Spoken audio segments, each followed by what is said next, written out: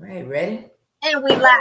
How about them now? Hello and welcome to Tuesday. Tuesday with Sip. How are you? Looky. Hey, Looky. So what is that? this is blue pea flour. So you make it as a tea.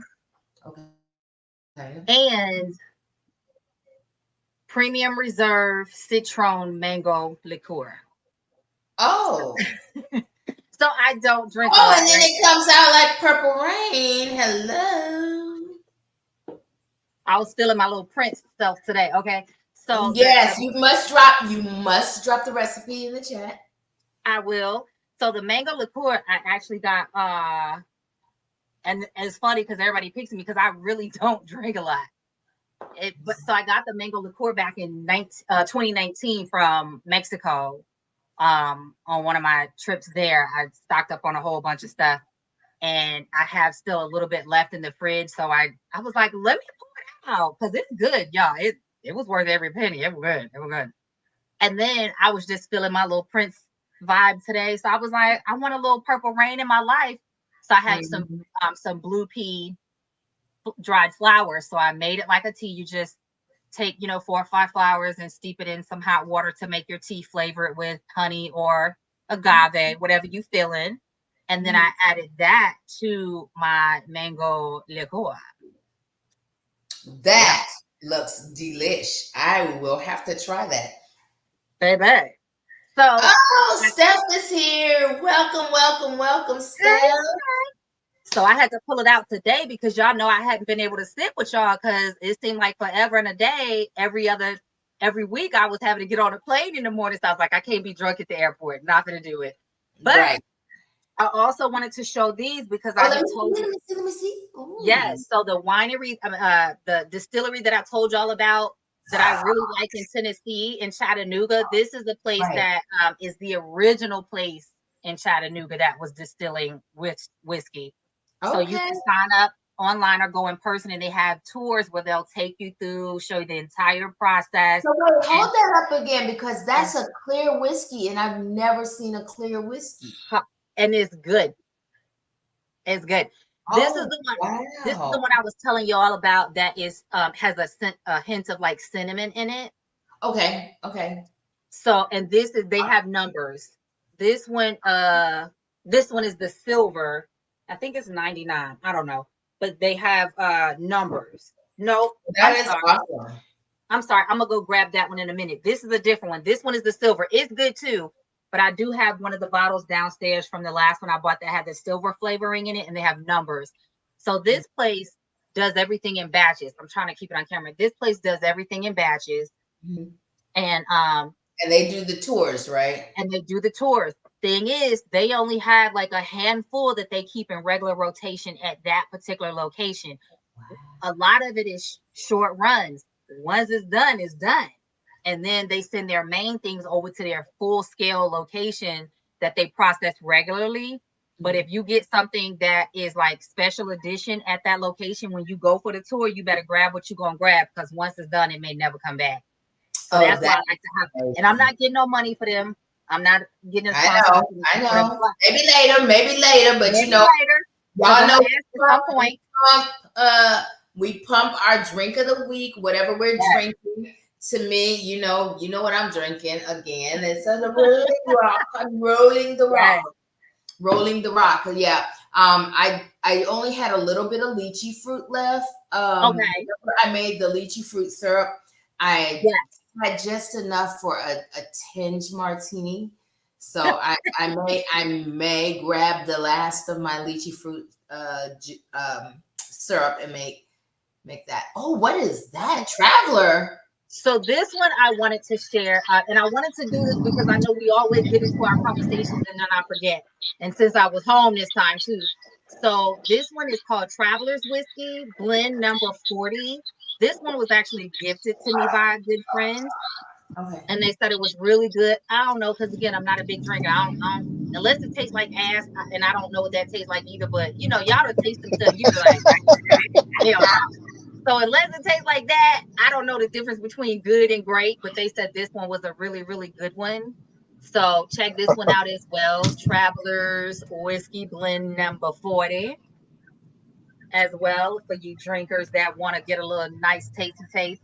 Now, that being said, I do know the difference in being able to ask for top shelf when I'm at the bar and seeing what they pulling down. But if I gotta just go to the store and buy something, I'd be like, I don't know, what's your bestseller? Tell me, help a sister out. Don't let me be here wasting money. I'm a white drinker, so I have a special tequila in there. Um, that it's a Jaguar tequila. Yeah. And yeah, so I have a Jaguar, it's a silver tequila. And then I Mm-hmm. also have, now I do have a cognac in a dragon. I have not opened yet. Okay. I have a Ukrainian whiskey that is in a bulldog. I have not opened yet. But Okay. those are my special occasion ones. Hey. Yeah, I still have a couple of bottles from Mexico. Oh, I got this chocolate flavored one and this vanilla flavored from oh my god. Oh wow. Well, Like I can't wait till winter because I'm out of my peppermint vodka. oh yes, yes, you were raving about that before. Yes, I'm out of my peppermint vodka, and so yeah, so that's So I have to tell you, I had an interesting conversation this weekend. Well, hold on one second. Hold on one second. I was Yeah. gonna say, hey, old man, come Hey, on old in whenever you're man. ready. Hey, how you ladies doing? All right, all Good. How are right, all you? right. Hey, I like how you guys say that. Say it again. Hey, who? Oh man, Sounds great. I like that. Are the you old man is in the when it comes to building. people? I saw he was in the car. So Okay, so you're Yeah. not sick. so I had this interesting conversation. Do tell. Believe it or not, it was my older son. And my sister, and my niece and I had this conversation. We told him that it's okay to date multiple people at a time. And he Yeah. said, it's not. He said, it's not fair that you're not getting to know anyone. So then there was a random guy in a parking lot that we pulled into the questionnaire. And what he said is he did understand why we were saying that yes, it's okay to date multiple people, but at a certain age, you probably should already know what it is you don't want to entertain. I was like, but how do you know that they are what you don't want to entertain until you've dated? And I said, and dating doesn't mean sleeping together, Mm-hmm. right? Um, again, he died on that hill, honey. My son died on that hill. He was like, you're not getting to know anyone if you're dating multiple people and you're spending time with this one and that one. And I said, people naturally attrit when you are dating and you find yourself interested in one over the rest of them. The other ones will naturally fall off. You'll naturally stop spending time with them. I was like, So you can't just run and be exclusive every few weeks. You look like you're a teenager. so let me jump in on that. I like both sides and I can agree with both sides depending on context. I personally believe that that's one of the downfalls that most women experience in their singlehood before they get married or get into a long-term commitment is they don't date enough.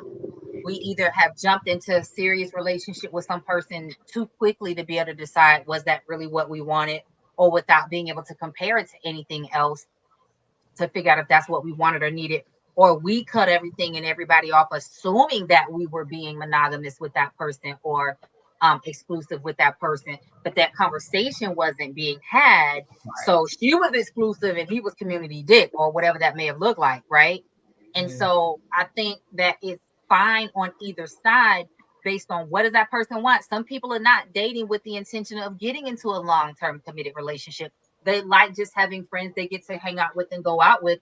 Some people need to experience a little bit more before they lock themselves down into one thing and cut off all other options so they have ability to compare and contrast of Is this what I really want? Does this feel good? I thought this was what I wanted. Now I'm not so sure. And then I do also agree that as we get older, with a caveat, have you been married for a long time and you're just newly single, or have you dated and or been married and had both experiences over time? But as we get older, yeah, I do think we should be more adept at blocking a lot of the bullshit, um, outside of that person being really good at wearing masks, right? We should Right. be able to block a lot of things and exempt ourselves from a lot of things by cutting certain things and people out quickly or quicker, and maybe zoning in on that one person and giving it an honest 5 or 6 months. How does this work? How does this feel? What's happening? And if it doesn't, shit, being willing to cut the cord and move on instead of feeling indebted to stay in it. I don't know, baby. When you get past 50, you ain't finna dedicate 5 or 6 months to no bullshit. I didn't say the bullshit. I'm just saying, I'm saying it's going down. when you get past 50, you don't. I don't have that kind of fucking time. So, I may yeah, be going to soon, so that's why I'm saying, like, I'm not finna dedicate 5 6 months to finding out whether or not this is some shit I don't want being exclusive. No, I'm going to date several people at a time because I ain't got that kind of time to be wasted. See, and I also think it depends on how you look at it. So, number one, I haven't reached 50 yet, and I'm sure that vantage point may be slightly different. But number two, I also think it's in Out of this context. hill, it look different. You be like, oh, that's some bullshit. I ain't fucking with that. Like, I'm serious. I don't know what it is, but something that's like a light switch goes on at 50. It was a different light switch at 40, but at 50, it's another light switch that goes on that you just like. I can believe that. And I think it's based on your context and your vantage point. So some people look at, okay, I've hit this age, I have less time left, I need to get my shit doing what I'm doing. And other people like me look at it, I don't necessarily feel like I just have a whole lot of time to waste, but I don't feel like I have one foot in the grave either. So I think your context and your vantage point of how you look at time also informs how you choose, because I don't see if the experience is going well, I think it's worth 5 or 6 months to truly give that person time to show more of themselves to you and vice versa to figure out, is that something you want? Now, if it's some bullshit, no, ain't nobody's telling you to hang around 5 or 6 months to see if it's gonna get better. Question. Now you I have a question, and then I gotta ask old man this. okay. Are you dating multiple people in that 5 or 6 months, or are you exclusive in that 5 or 6 months?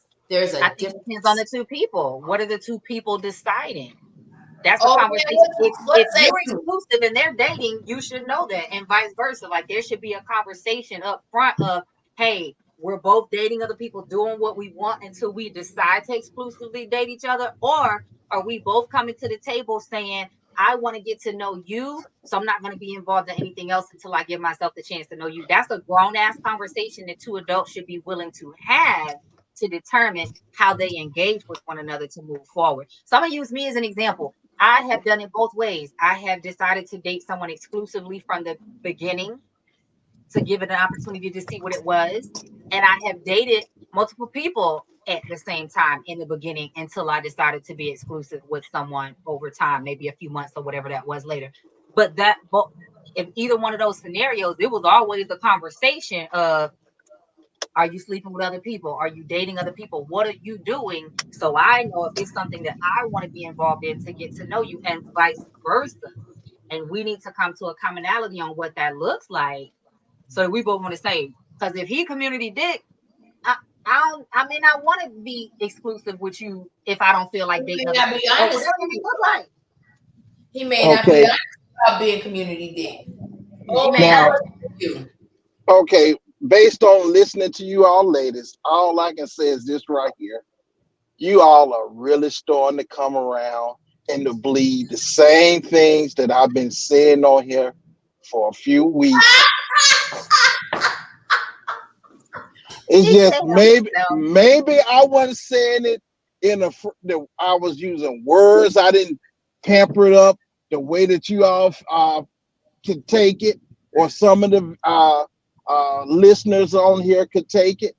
But you all are coming around and believing the same thing that I've been saying for several weeks. hit like, share, and subscribe, and I'm gonna explain to you why. Please Now, explain. okay, now I'm gonna share this with you all. With those young men and those young ladies, first of all, when they start those dating, I truly believe they need some adults there with them, some adults there to simply just uh, teach them or say something or give them some guidance along the way as they date, especially these young men and especially these young ladies. Uh, I do not. I think it's okay to date multiple people at the same time. Keyword: you're dating, meaning you're getting to know people.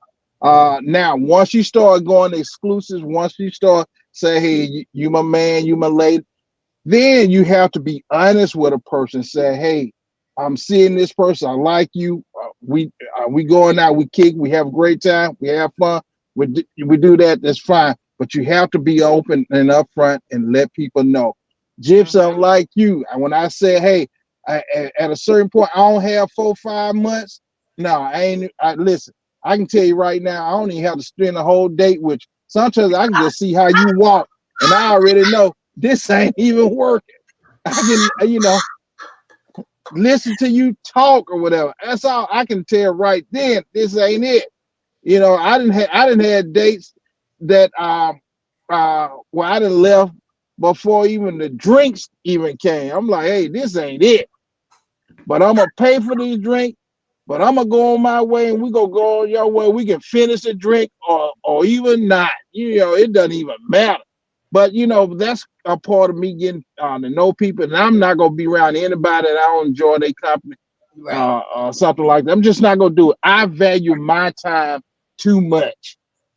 So, and that's how I am about that. As far as seeing folks and stuff like that, you in fact, that's why I was saying, when we talked about it, and Jay, you was talking about you can put 4 5 months, yeah, put your 4 5 months, or you can be non-exclusive or just dating folk. Now, a lot of it has to do this. Who paying for those dates? Now I'm here to tell you, I'm not finna take you out no 4 5 month dates, and we ain't getting where I want to go. I ain't finna do it. Now, I'm not even gonna allow you to take me on a date. You ain't gonna spend your money on me if we ain't getting where I want to go or get me getting out of what I want out of or something like that. Simply because I value my time. Men value our time. I'm just calling your name simply because you had said the 4 5 month thing. That's why. But Yeah. that's how I am. I agree with you. Let me, if I can cut in right there. I agree with you, old man. But that's why I'm first of all, let's put a disclaimer on this and clarify this. This ain't no bullshit where they coming to the table lying and being immature, scared to talk about shit and pussyfooting around. I'm talking about two mentally and emotionally mature and stable adults being able to have conversation to discern first and foremost, do I like, am I physically attracted to you? Do I think there are qualities about you that I really want to get to know? Or do I think we have compatibility based on goals that we've identified? That's the first and foremost. And if you discover that you're on point with those things, then from that point moving forward to have a discussion on, yeah, are we on the same page as far as what we expecting? Because if this person wants, I've shared in the past, I had an example where I was hanging out with this guy. I know he was dating like 4 or 5 other people. I had no dams to give because we Right. weren't exclusive. Like I was in college, I had my business, I was good, right? Right. And so again, upfront communication can cut Right. out a lot of bullshit that people be on when they get their feelings hurt and be out here wanting to jump out fucking bushes on people and bust windows like who the fuck? No, we ain't got time for that. We grown. Nobody got So time for that. we don't have time for that. So I'm talking about grown, mentally, emotionally stable, mature I mean, because adults look, being able to communicate. now I had seen there was another thing that I sent. I sent this to my son because I saw this after we had talked about it, and I had said it, and it defined all different facets of a relationship. It said talking. We've exchanged numbers. do things on a friendship level, maybe even have sex, testing the waters to see if there's a growing interest. Dating, we spend time together doing various activities, movies, bowling, concerts, dinner, etc. As friends with a mutual interest in others, but we still allowed to talk to other people. Dating exclusively. We're dating, however, we have cut off all other people we are interested in to focus on us to get to know each other better. And then relationship. We have made a mutual agreement to become a couple. It's you and me, point blank. Well, I think that defined what I was trying to tell him. And that came from a guy. A guy posted that. Well, all I'm saying, even for that, I mean, I like those breakdowns, but even with that, I'm always going to stand on the side and down this fucking hill of two people that want to get to know each other need to have a whole fucking conversation.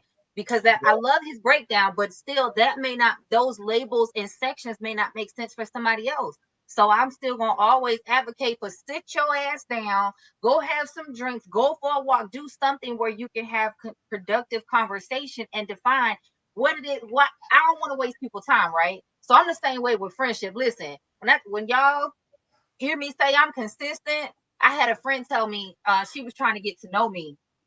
This is like a year or two ago. And I sat her ass down. I was like, listen, let me tell you some shit about me. I don't like this. I handle things this way. This is what I look for. This is what I expect in friendship. If you don't like it, skip your ass the fuck on. And if that sounds like that's your smorgasbord and your buffet, then let's get to. And she was like, damn.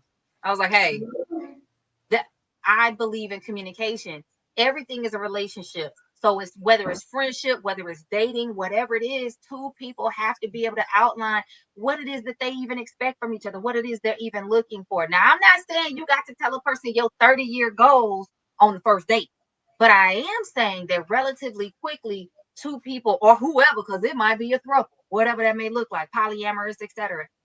Those grown consenting adults should be able to vocalize what the fuck they want. And if they don't like what the other person is loving, then they need to be able to skip it on and go in different directions. And if they like it and I love it, then we need to be. You feel like I just can't get away from the fact that a lot of the stuff we go through would be cut out if people would open their mouths and talk. Well, but I can be friends with those sensitive ass person. And let me say this too. Let me say this too. Instead, and I'm not judging. Listen, if you like to get it in on the first date, get it.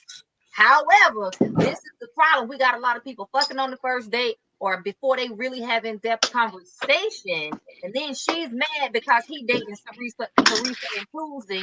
And he mad because she fucking Bill, Joe, and Jim. Well, how you mad? Because now they fucking before they even go on dates. Y'all ain't talked about nothing. Oh, you right, old man. But then again, they did say $40. No, this stuff. They ain't said 40, they said 220s. They said $40. I'm just saying, because at some point that's what it was. It was transactional. Yeah. That's the other thing. If it's transactional, say that. Say that. If that's what you're looking for is a transactional relationship, say that. See, I like the old man says, if we ain't doing what I want to be doing, we ain't to be spending. Listen, I'm all about people speaking up. If you know you want some ass within 3 or 4 days, you need to be saying that. If she knows she wants some D within 3 or 4 days, she need to be saying, like, whatever your expectations are. And if the D ain't what she thought it was, she need to say that too. You be saying that too. Because this is a big part of the reason. I promise y'all, I just had this conversation last week. This is a big part of the reason so many men are fucking clueless. Yeah. And I'm not saying that to be nasty, but women are to blame for this shit. Because too many women have laid there and whatever bullshit they was doing, faking, moaning, and groaning. You understand? I ain't finna tell y'all what I really sound like because it ain't the motherfucking shit. But you understand what I'm saying, though. Too many women have been faking, moaning, and groaning because they didn't want to hurt their boo things' feelings, or they had been conditioned and socialized. That shit was fucked up before he got there. He might have, but if ain't nobody checking him on it, you know what he gonna do? Keep slinging that mediocre ass dick and keep getting his O's while she's left to be hanging. That's the bottom line. Let me let you in on a secret. We don't care. We don't care. You don't care. Y'all care. Y'all care. You talk about, hey, listen. They gonna playing mediocre ass dick if ain't nobody challenging them on it. So this is why women have to speak up. If you don't like it, if it don't feel good, tell his ass to get the fuck up and leave, or fix it, or learn how to please your body the same way he's being pleased. And if he ain't willing to do it, even if it's another mediocre ass woman, if they not willing to do better and learn your body, they should not have access to your body. Exactly. And what you tell them is, I could have had a V8. Go home. Oh. Well, I'm here to tell you, ain't no man gonna come up there and give you mediocre on purpose. He gonna come when he come and giving it to you, especially if you, like I said, especially if it's your first time or the second time. He coming with his best. He coming with the heater. If that's his fastball may not be major league quality. His fastball may be college or even high school. No, but he's giving you his best. Oh my God. So I'm here to tell you, when you can fake it, I'm here to tell you, men everywhere, we don't care. You know, especially if it's somebody you're not really into and you just enjoy yourself and it's casual or friendly. I had a guy in college, a buddy of mine's in college, one of my frat brothers. That a bunch of women used to say, all the women, man, it was a bunch of women. All of them said he got a weak stroke. He got a weak stroke. You know, bunch of women. All of them keep saying he got a weak stroke. You know what I said? He done stroked them all. And that's the damn problem. He done stroked them all. If he had, hey, listen, if he had a weak stroke, and I don't know about, if he had a weak stroke, by the time he got through all that list, all them, I promise you, it probably got better. It's like practice. Everything get better with practice. It didn't. But you like know what, shooting a free throw, baby. Oh man, you know what I don't understand, but then maybe I should. It seemed like the most toxic ass men got the bomb ass dick. But I think it's because they ain't got shit to do but practice. I don't know why y'all believe that. I don't know now. Well, honey, especially the ones that ain't got no job. Wait a minute. He ain't got no job.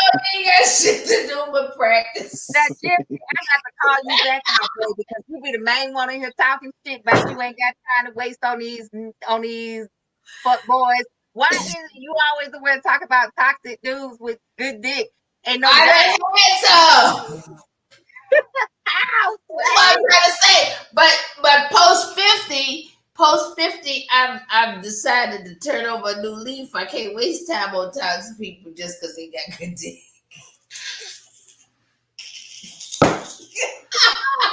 You know what? Listen. I am going to. You gotta know when. Sometimes you gotta know when to cut the switch off. You be like, don't say only toxic men got good D. I don't believe that. I don't believe it. Wait. But think about this though.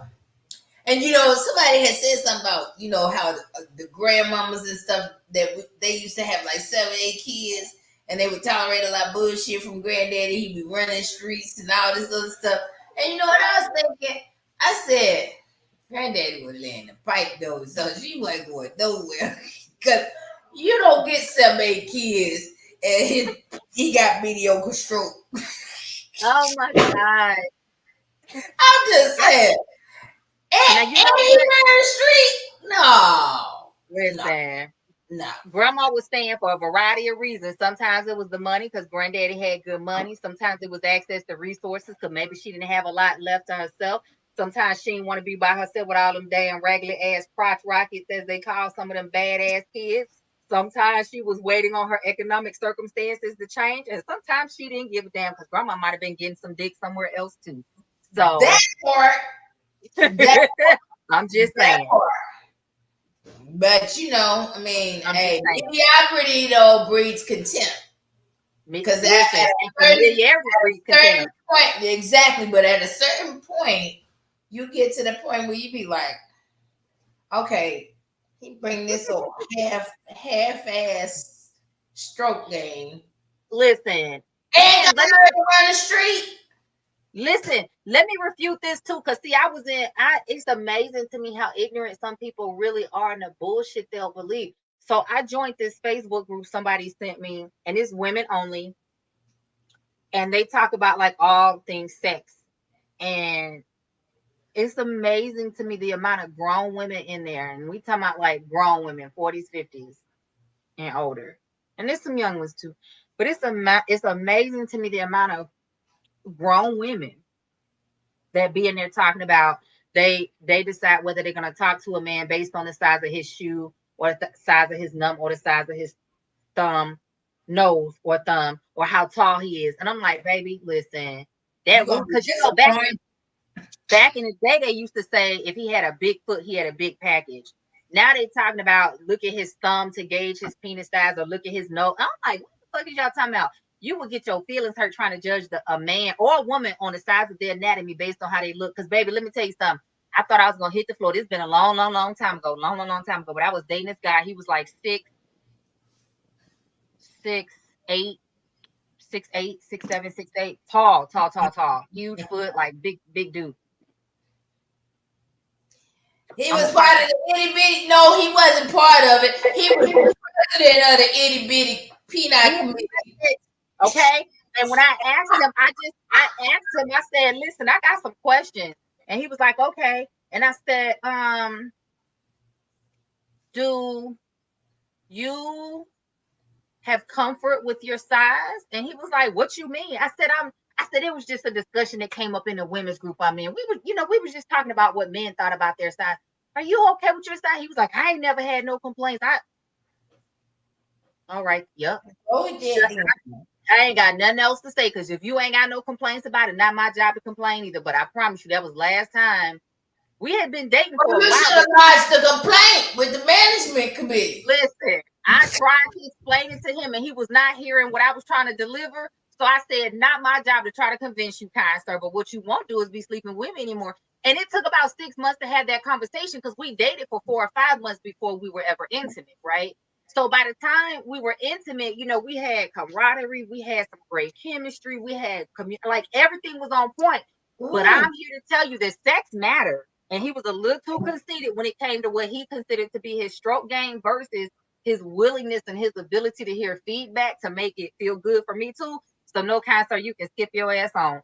And I'm just saying that because again, this is why grown people have to have conversation. I believe that sometimes grandma back in the day was saying because the D was good, but sometimes she stayed even when it was mediocre as shit because again, it's only been recent decades that women had access to bank accounts, could get land in their name, purchase houses in their name, all those kind of things, right?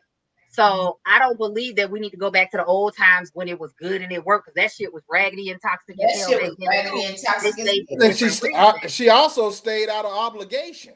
Out of obligation too. A lot of people took their vows seriously, right? Obligation to her kids. I don't know. I think a lot of times we give too many people a pass. For example, there was this guy that I dated long time ago, and he was super fine, like super fine. But girl, he was part of the itty bitty peanut committee, and then his stroke game was already weak, and then he ain't have no extra game either. And it was like, really? If he can't cut the muscle, he needs to at least lick the jaw. But the thing is he was a good trophy, right? And so I think he got away with being mediocre level because he was a good trophy. See, but trophies need to be dusted, and they're not. Trophies need to have some type of point. They don't need to just be on display because of participation.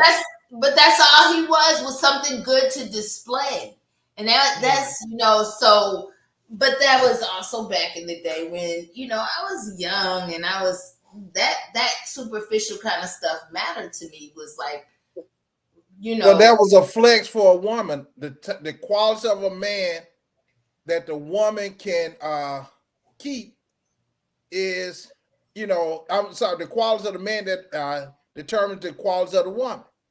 The type of man that the woman can keep determines her qualities of status. That's the same thing with a man. Is the qualities of a woman that he can attract.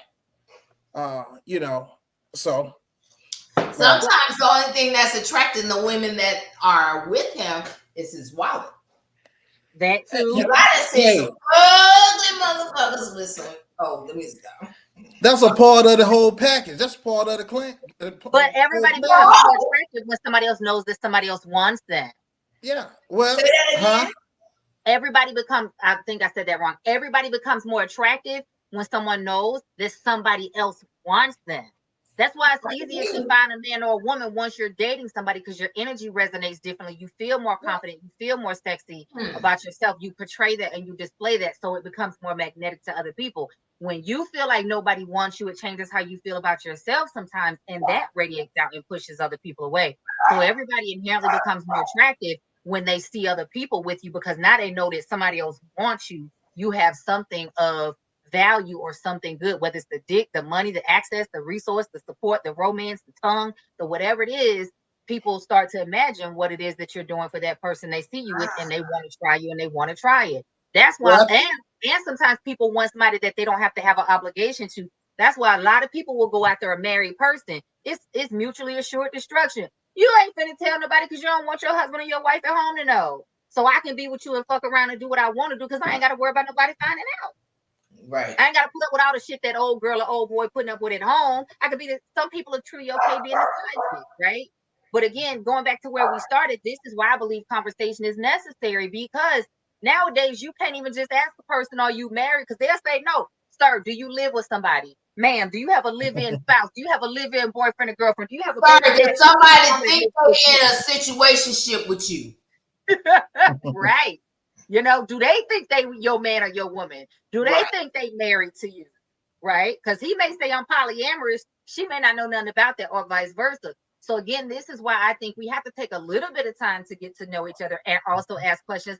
But if they on some fuck shit from the beginning and you see that, run the other direction, because it ain't gonna change in 5 or 6 months. It's gonna get worse. No. That's all I'm saying.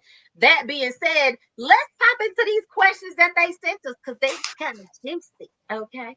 All right, they juicy. Let's go. Off on a question last week. I put that back in there because we left off on a question last week. If y'all remember, okay. Yep. Let's go. Let's go. So last week we left off with, who do you think is the meanest zodiac? Who do you think is the meanest zodiac? And first of all, let me say as a Sagittarius, fuck y'all again, because when I put that on my Facebook page, y'all was coming for me, and I didn't appreciate it. I know we were. We got challenges. Okay, I admit that we got some challenges, but we amazing though. We are so nice and sweet and cuddly. I think it's a combination between, and it just depends. But I know with Geminis we can be very loyal, but however, when we get to that part where we ain't fooling with you no more, we really ain't fooling with you no more. We can be in the same room with you and look right through you. Now I will say Sagittarius is the same for that. When we done, it's like a light switch flips and you don't exist. But until we're done, we'll give you the moon, the stars, and the ocean too. We're lovers. Who do you say, old man? Who's the meanest zodiac sign to you? Okay, one of the things why people on here trust what old man say is because old man don't talk about none that he don't have quite a 100% understanding. I speak about the things that I know. So when I tell you something, you can just take it to the bank. And I'm gonna be honest. Other than the fact that I'm a Gemini, I have no idea about all these zodiacs. I have no idea about you getting voted off the island. You voted off the island, old man. Jason said, I'm late. What y'all talking about? So Jason, to catch you and all the newbies coming up onto the broadcast, we done talked about a whole few juicy things. I think you need to catch up and weigh on. One, we were talking about, what does it look like when people are dating? Should they be exclusive from the jump? Should they date before they decide to be exclusive? We've been weighing in. What does that look like? Is there a conversation that needs to be had? Should you just do what you do and hope the other person figure it out? Like, what does that look like? We also were talking about sex. I said I will own what I said, because what I said was, I think women are in part to blame for a lot of this lackluster dick that's going on out there, because we have stroked men's egos for entirely too long and moaned and groaned and did the oohing and the ahhing without telling him that it really wasn't satisfying us and we weren't getting an orgasm. Maybe they really liked the dude. Maybe they really loved the dude. Maybe they didn't want to hurt his feelings. Maybe they were safety concerned, because that's the thing too, right? You've been hanging out with this person. You think they're good, but you in their territory. You ain't trying to say nothing to make them flip the switch, because you're not quite sure. There are different reasons. And then we just got to our first question that we came from last week, following over. Who's the meanest zodiac sign? So what you got, Jason? Chime on in and tell us who's the meanest zodiac sign. I said Gemini. Gemini, because we are quick to cut you off. My second one would be Capricorn. They're very indifferent to people. Well, wait a minute. Yeah, you know what, Jason, now that you say that, you're right. Leos. I have a Leo that I live with, and that motherfucker mean as a snake. I promise you, when he say he done.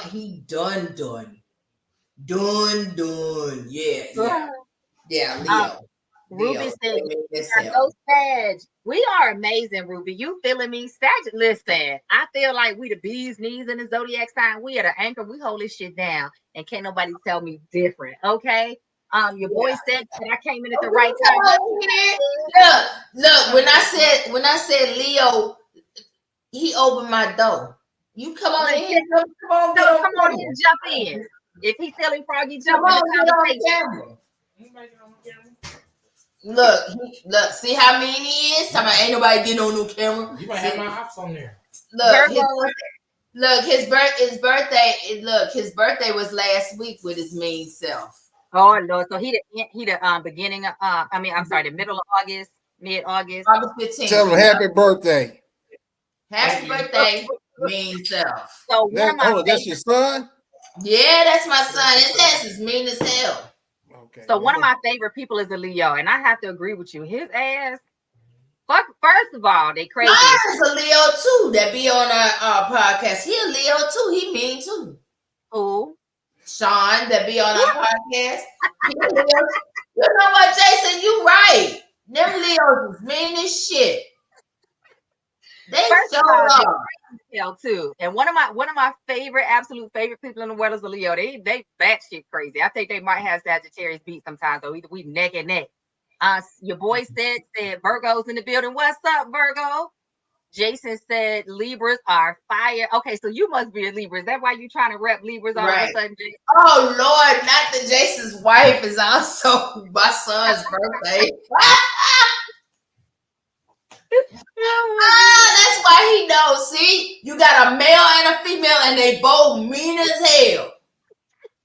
And then your boy said August 31st. What's up? So, that's a Virgo. Yep. Who do y'all think on the flip side of that? Who do you think is the nicest in the zodiac sign? The one you can run over? Sure. Not Aquarius. Oh hell no! They actually crazy a lot of times if they not in balance. Crying ass cancers. Them old crying ass cancers. That's who it is. Those damn sensitive asses, boy. Them cancers, they will cry. They cry at the drop of a dime, male and female. They sensitive as shit. You can hurt a cancer feeling just by looking at them wrong or not answering the damn phone. Yeah, now I do agree. Some of my favorite people are also Cancers, and they some emotional creatures. I thought Sagittarius were emotional because we be in our feelings too. I'll call us out on that, but them fucking Cancers, they a lot. Yeah, they a lot. You just have to. You be like, ooh. Be like, when you see them call, you be like, damn, are they gonna be crying? What did they cry about? Something? You know who else emotional as hell? Who? Libras. Yeah. No, but they kind of mean emotional. They not really, because one of my best friends is a Libra, and how could I I put it? They make you feel like they're being indifferent towards you. Now they might be emotional in private, but in public they put up a strong face. They might get their feelings hurt. Yeah, y'all lie, Jason. Y'all cry behind the door, though. Y'all ain't gonna cry in front of folks. I'm gonna get goddamn cancers. They'll cry in front of people. They'll cry and whine and ask for a snot paper and everything. Wait a minute. I'm gonna give your boy said thoughts from your boy podcast a shout out. They be shouting us out. Hey, we've been talking about doing a collab too, and them coming on here and us going on there. So we're gonna have to talk to that. Jason said, wait a minute, hold up. No, we ain't. Man, yes, y'all is. Y'all. Wait a minute. So I have to tell y'all something funny, okay? So my girl Steph is on here. I'm finna tell y'all something funny. So I believe in giving feedback. Give it, baby. And so I had gave some feedback. There's this podcast I was listening to called The Short Desk, right? I really like this podcast. The who? It was called The Short Desk. Remember, I plugged them before. Short Desk? Yeah, it's called The Short Desk podcast. So I sent some feedback because I ain't like how they were doing my girl. I ain't like how they were talking to her. So I sent some feedback. And them men got in their feelings and shit, right? And girl read me, said my whole fucking name on the goddamn podcast. Talking about some he read. See, because I ain't never scared. Because, you know, I put my fucking name on there. I don't believe in no damn anonymous damn feedback. I say what the fuck I said. I said what the fuck I said. So anyway, so they call themselves put me on blast on the podcast with they whining ass. I just laughed and I thought it was funny because, you know, I'm just like, well, whatever, right? So I said that to say I still listen when I damn want to. So he ain't, girl, because he gonna tell me unsubscribe then, and he got all in his feelings. I was rolling. And you know, this shit is funny to me because what he don't know is Geminis, we don't give a fuck about how you feel. Look, oh my God. But anyway, yeah, that's right, Jason. Jason said we can't cry in front of people. We too gangster. Yeah, I know. Gangster ass Libras. That, and then the thing is they get mad. When they get mad, that's exactly when they cry. When they piss the fuck off. Ooh. Libras? Whoo. Whoo. Wait a minute. I'm a Gemini, baby, but I live with a Libra and a Leo, and he mean as fuck, and so he rubbed off on me. But I did say what I said. Listen, so my longest relationship was with a Leo. Oh my God. How did you survive a Leo and a Sag together? Oh my God. Listen, how did either one of us survive at this point? Because we done damn near killed each other. Like, I don't even know how many times emotionally. You're talking about a toxic as fuck combination if you're not balanced. Now, on the flip side, Leo and Sagittarius absolutely can be a really good dynamic duo. Right. But if you ain't balanced and you and your damn feelings, Leo and Sag kill each other. So I'm tickled. You was giving me You know what happened? You know what happens with a Gemini? What? We be plotting on your ass while you sleep. I was just gonna say, y'all two-faced ass be like, I like you. And they be like Jason in the middle of the night trying to stab a bitch when they sleep. Like, no. That part. Trying to figure out how we can slip it in your food. Exactly. Y'all evil asses. But that being said, y'all, friendly reminder that yes, next question, but friendly reminder that we all of us have all of the zodiacs within us, and depending on how we're raised, depending on personal experience, depending on what we're going through, we can also exhibit any of those things. Wait a minute. I know y'all are loyal, but your asses are mean as hell too. Sean and I have known each other over 30 years. Sean is mean when he wanted to be. Oh my God. Oh my gosh. Oh, and let me give a shout out to the channel. If you guys missed it, I told y'all last week We had the astrologer Daddy coming to join us, but she couldn't do lives with us because of time and schedule. So we got together this past Saturday and we recorded over an hour together talking about mental health and astrology because she has a mental health background as well. So shout out for the channel. If you did not catch that video I put up yesterday, it's right there on the channel. Make sure you go back to the video section and click on that video titled Astrology Chat and get into it. And then we're going to be recording some more content for you. So if you have questions about zodiacs, y'all know y'all can send us the questions and we're going to talk shit anyway. But I will also be doing some videos with her so we can get more in depth and understanding natal charts and zodiacs and all those things. Ruby said, and then kick us off with the question. Ruby said, Leos like to be attached like a third leg. Listen, I'm going to agree with you. Listen, Leos are fucking needy as hell, but they will lie to your face and tell you they not needy. And I think they be lying to themselves. But y'all, them Leos are needy as hell. They needy as hell because they like to be the center of attention. They got to be in everybody's face, preening like a peacock. They want everybody focused on them all the time and telling them how amazing they are, how much you love them. And they get mad as hell and in their feelings and emotional when you are not doing that. I said what I said. That part. Get us off with the next question, Gypsy. But wait a minute now. So, oh, you said yes, Lord. Yeah, they do. All right. So the next question: do you think a man / woman should chase the person they desire? Okay. Yes, we left off with that last week too, didn't we? Okay. Well, I'm gonna say this: only if they can read the room. Don't chase that person like a fucking stalker. Because if they're giving you the I don't want to be bothered with you vibe, leave them alone. They don't like you. They don't like you. But if they are, leaning in and reciprocal to your advances, then yeah, you should. You should make them know that you are feeling desire for them. But again, if you speak and they don't speak back, if you text and they don't text back, leave them alone. They don't like you. Say it again for the people in the back. Leave them alone. They don't like you. So I want to go back to what you said last week, old man, because you was like, sometimes you gotta chase them. They might be I couldn't get it off. Oh my God. So help me understand, old man, because I know I be giving you crap, but you be saying some stuff sometimes. But yeah, I can't rock with you on that. Why you think they need to be out here chasing folks? It's called competing.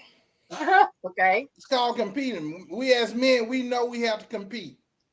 Women, you should have to compete also. You women compete. Some women compete because they realize what they want us to go. Right now, let's look at this right here. Let's say we got the guy that check off all the boxes. It's only one guy, but he check off all the boxes. And Gypsy, this the guy, he checks off all your boxes. Jay, he checks off all your boxes, but he's only one guy. Now, you two know each other. What do? You two friends. Do you say Jay? Hey, sister, you come first. What do you do, ladies? What do you do? Okay, so let me say this though. If he checks off all the boxes for me and he checks off all the boxes for her, there's a difference. The one thing is, if Jay saw him first and me and Jay still friends, right? If she tells me she's interested, because I'm from old school, I don't compete with my girlfriends. Me and Jay go back longer than some random jackleg that we done met. Right, we ain't doing community day. I ain't doing that. So you sit back and said, Jay, you can have this man that I just think is perfect for me. And I think he's a great father, a great provider. And I know he'll be a good person for me. Jay, I'm going to sit back. I'm going to let you have it. Is that what you're saying? She saw him first. I'm not. She saw him first. And he met her first. I'm not doing that. Let me tell you something. I do. You know both of you. Okay. You know both. I do not go behind my girlfriends. I didn't say go behind her back. No. When I say go behind my girlfriends, you're misunderstanding it. Okay. The females understand this. Let me tell you something. When you have true friends, you don't date anyone that your friends have been interested in. Yeah. That's like a no-no. That's what's wrong with these bitches today. They also the same ones that if they go to the club together, leave them at the club and something happened to the one that they left at the club. That's how they wind up missing it on flyers and shit. Okay. We talking about two totally different types of guys. No, those are the same type. No, those are the same type of women. Listen to me. I need you to listen to what I'm saying. Those are the same type of women because back in the day we had girl code. Yeah. If we came together, we leave together. Another girl code was we don't date people that have been involved or interested in our friends. Yeah. We just don't do that. That's part of girl code.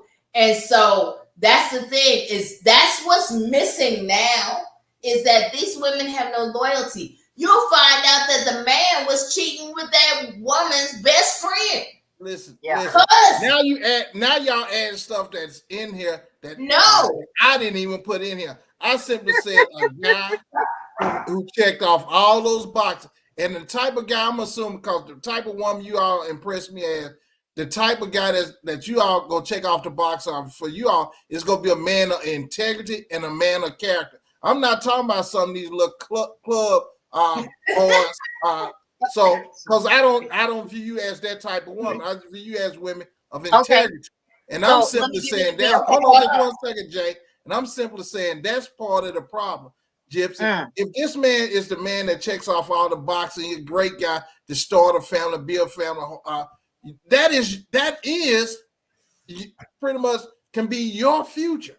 That's your husband. That's That's and you simply gave it away because I ain't finna have no more children. I ain't finna have no more children. I ain't finna raise no more children. So no, I ain't the one for him. No. I'm talking about early on, and that goes right into the other question. I think you guys was talking about. What's that guy, Jason guy, or whoever the guy that left and went for the white chick or something that you all was talking about? It was shoot, what's that man's name? The guy that's dating Megan Good. You talking about the question we had? Megan, whoever she is. Yeah. Well, I think you all had a complaint about him leaving or getting a white girl. Well, here it is. The difference between that black chick and the other chick was that white chick competed for it. No, okay, so that was a question. We'll get to that in just a minute because that's another question somebody sent in about what the hell was his name? Megan Good and Jonathan. I can't call it. Whatever. We'll get to that in a minute. But to go back, because I have a real life example of where that happened. Number one, I agree with Gypsy. If it has been a situation where my friend and I saw a man at the same time, and she might have saw him 30 seconds before I did, or whatever, maybe a day or two before. If she's already said, "Oh, I like him, I'm interested in him," he don't exist to me anymore. Now, I had a real life example where this happened years apart. So literally, this has been years ago, but I was out with some girlfriends, and this situation happened where we needed help. So this guy stepped in to help with something real quick, right? So long story short, she dropped my phone and cracked it. And he was like, he had been helping us that night. So he was like, "Hey, send me a Facebook request." I said, "Okay, bet." So he logged into his Facebook, looked me up, sent me a Facebook request. He was like, "Listen, let me make sure you made it home okay, so I know y'all good." Bet. Got home, messaged him, let him know I made it okay. He continued to check in on me, see how I was doing. We started hanging out, getting to know each other. Well, maybe a month or two later, I was talking to him. She looked down and saw his name pop up on the phone when he called, and she was like, "Oh, you still talking to him?" So yeah, we just hanging out. He had been trying to pursue me and date me. He was a nice guy, liked him for all intents and purposes. But she tried to throw a monkey wrench in it and tell me they had dated. And I was like, oh, I'm done. Again, boundaries for me. So when I let him know, hey, I got to go ahead and back up out of this because, and he was like, wait a minute, what are you even talking about? We never dated. Well, she finally fessed up and communicated to me that she liked him, which is why she had said that they never dated, they never gone out. She had just seen him and liked him. Mm-hmm. Had they ever spent any time together or done anything, that was going to be it for me, hands down. Because it was a situation where she had just simply seen him and liked him from a distance, and it had been years apart, like 3-4 years apart, I was okay to continue to date. And we dated for about 8 or 9 months before we just said timing wasn't right, careers and all. Like, it just was too much going on. Right. But even now, today, years later, he and I still check in on each other. We still cordial. How you doing? We've seen each other in public, see each other on Facebook all the time. Boundaries, right? That's the real life thing. And that's how I would handle it. Hands down. If he's ever, hey, I stand from a distance and I like it, if they don't know him, that's one thing. But if they done had some engagement or some interaction or y'all done slept together, you off limits to me. You off limits to me. We ain't doing that lady who told the lady who told you that lie, or that friend who told you that lie, that was her form of competing with you. Simply telling you that, just simply to push you off, because she was looking for that guy. He checked off all those boxes for her, so she compete. Even stuff like that happened with me. Now, men, I'm gonna be honest, we compete too. I remember my brother taught me that first lesson. I was dating this girl. We was young, little kid, young kid. That was back in the time when you go with somebody, you get that mixtape and you play that mixtape, play that music, and let the music talk, because you didn't know all what to say. So, but I know this, baby. Listen to this song right here. This telling you everything I want you to say. This telling you everything. Well, I remember me and the girl, we was going together. Back then we go together. It's back then that time we go together. Well, man, but then we remember numbers or had numbers. You didn't have, so you had to write numbers down. I had the number in my draw, and I was an athlete at that time, and I had to go on a weekend for a tournament. I came back, and she and my big brother would go together. I'm like, how that happened? My big brother went in the draw, got the number, started calling. Now they go together. I'm like, but I was only gone a weekend.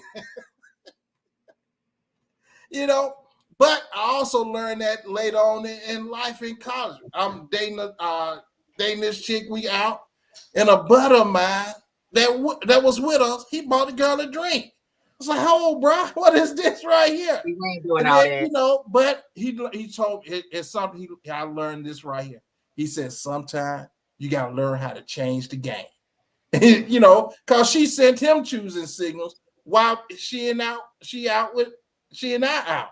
And we out as a group. But sometimes I learned you have to change the game. You got to compete for what you want. There's no you don't have to apologize to anybody for you seeing something that you desire and you going out there and getting. You don't have to apologize for that. Now, you don't have to be a fool either by going chasing somebody that don't want you. That's something totally different. But there's nothing wrong with going out there and competing for somebody or pursuing somebody that you want. That's a part of that dating. That's whole thing of seeing several people if you want to. I agree with you, but to me, and I can't speak for everybody, for me, there's also basic self-respect and respect for other people and healthy boundaries. So I'm not going to go in no damn draw, sneak somebody's phone number and go behind somebody's back. And that's and if he's that was my brother, Hey, but he my brother. I still gotta choose him. That's still dirty, though. That's dirty. Hey, me and him, we had because that's treacherous. All these folks on this planet, and you gotta get somebody that somebody already that knows somebody. But you gotta. I'm gonna tell you about that time. Now, listen. I don't know if you guys remember this lady named Jody Watley. Man, this girl is just like Jody Watley. Don't matter. Oh, it don't matter. Now I'm gonna tell you now. Me and my brother, we went in the back room and we worked it out for a long time. We You worked mean it out for a y'all long beat time. each other's asses? Right. Is that what you? Yeah, we worked it out for a long time. Now, he my big brother. He won, but it wasn't easy. So wait, y'all did rock, paper, scissors? Huh? Y'all No, did we rock, had to paper, work it out. 1, 2, 3. It was two Oh my brothers. God. We worked it out. We worked it out. Let me catch That's up on these comments. terrible. When I say he won her, he won her. But Let's Right. catch up on these comments. it was a Let me catch hard up on these fight. comments, y'all. Jason said, nope, not at all. That's how you get used. I think he was talking about when we were talking about, do you chase a person? And I want to circle back to that as soon as I catch up these comments. Ruby said some women love to be chased. And that is true. That is true. And they have no intentions of you catching them. That's true. And some men want to be chased. And some men, it's the chase, it's the fun part. That's the true. Pursuit, the hunt is the fun part. That's what. Let me catch up on these comments, and that's part of what I want to circle back to. But there are some men that want to be chased, just like some women want to be chased. Jason said, "Bro, you have to factor all that in." Jason said she wasn't a real friend. You know what? Our friendship ended fairly shortly after that because there was some other things that happened too. But again, did she steal your money? No. Because my mama said, if you lie, you'll cheat. If you cheat, you'll steal. And if you steal, you'll kill. You know, I'm just saying. Hey. Oh my goodness. But again, well, let me go back to that for 1 minute. I agree with that. First of all, and you said you had to still choose your brother. I would have buried my sister. I ain't got one, but if I did, I'd have buried her ass in the backyard because that shit is treacherous. And I'm the thing that I'm of the mindset that if you'll do something like that behind my back, there's not anything to really stop you from doing anything. Absolutely not.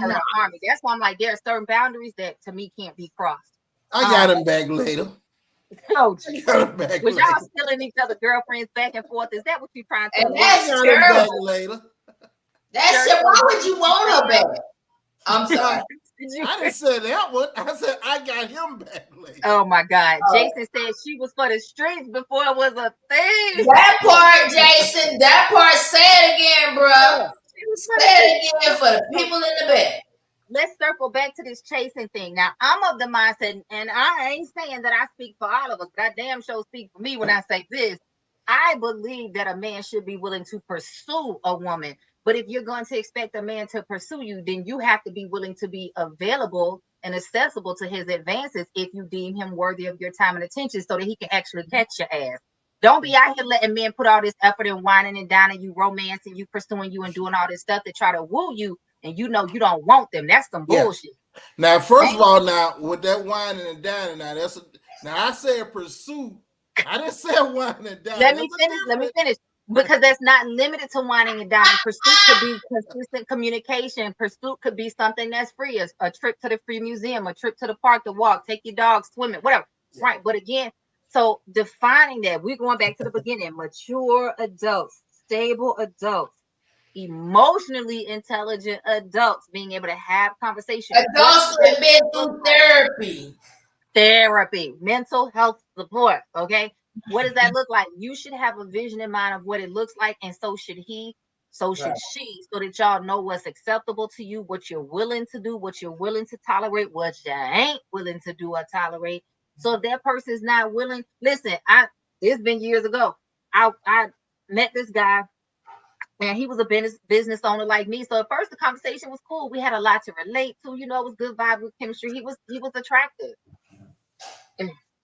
Till one day he told me, well, I'm the man. I think I'm the prize. Oh, he didn't even know letting us continue to talk. Let me let you go, kind sir. Because no, if I got to compete with you to be the prize, sir, let me not. He is the prize. There's no doubt about it. He is the prize. I don't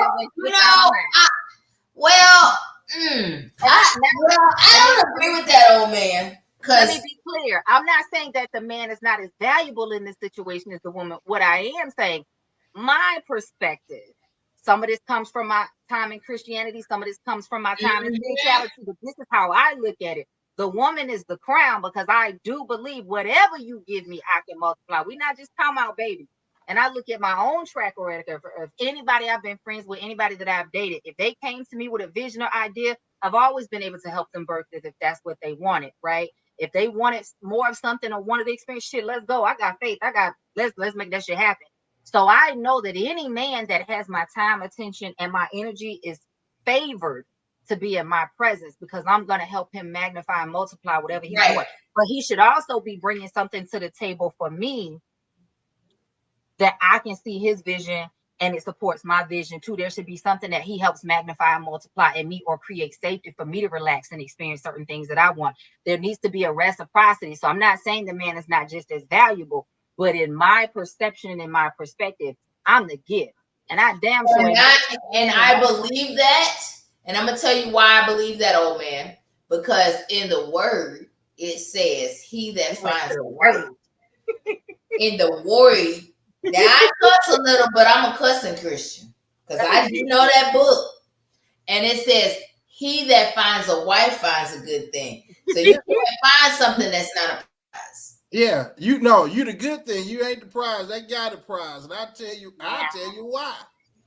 Because when you look at it as far as a family, go on and finish that passage though. See, that's the thing. That's the problem, is people like to start the passage and they don't want to finish the passage, because some Proverbs. Now I will admit, I am not a biblical scholar in terms of I can quote all scriptures. I'm not even going to go down that road, especially when you can pull it up before you. But I will say this right here. I know people, I know situations, and I got 54 years of life experience. Someone have more than me, some folks have less, but I do have some experience. And I do know this right here, and I'm going to say, as far as when you talk about that man finding a wife, finding a good thing, now you have a family unit. Who's responsible for as being the ultimate provider for the general family unit, and providing protection and safety for that family unit and leadership for that family unit? That man is the one. Hold on. I know you go disagree with me, but let me finish my point.